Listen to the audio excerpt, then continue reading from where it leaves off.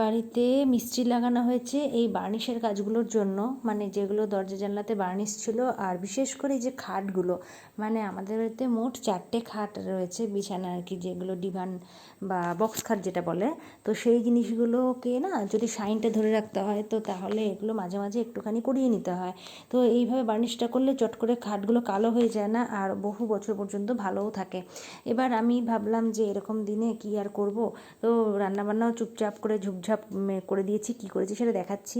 তো ওরা খুব ভালোভাবে এভাবে শুকনো করে আগে ভালো করে ঘষে ঘষে সব পরিষ্কার করে নিল, আর তারপরে বার্নিশটা করলো ভালো করে।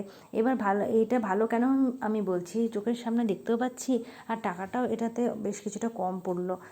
আমরা কারখানাতেও আগের বার জিজ্ঞেস করেছিলাম, সেবারও আমি করিয়েছিলাম এইভাবেই, আর এবারও আমার হাজব্যান্ড বললো যে এবারও বাড়িতেই করাবো, তো তাই জন্য বাড়িতেই করা হচ্ছে।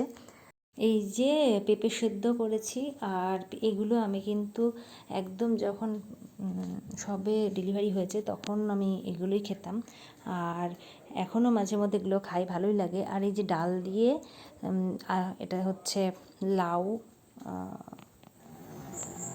যেসব বাচ্চারা একেবারে ছোট ফিড করায় যেসব মায়েরা, তাদের জন্য এই খাবারগুলো খুব ভালো। তো সেই জন্য আমি তখন থেকে এগুলো এখনও খাই। বিশেষ করে এরকম মিস্ত্রি লাগানোর দিনগুলোতে আমি এরকমই করে ফেলি, ভালোই লাগে আমার খেতে। আর বিকেলে গেছিলাম, একটা নেমন্তন্ন ছিল এরকম পুজোর, তাই। তো এইটুকু ছিল আজকের ব্লগ।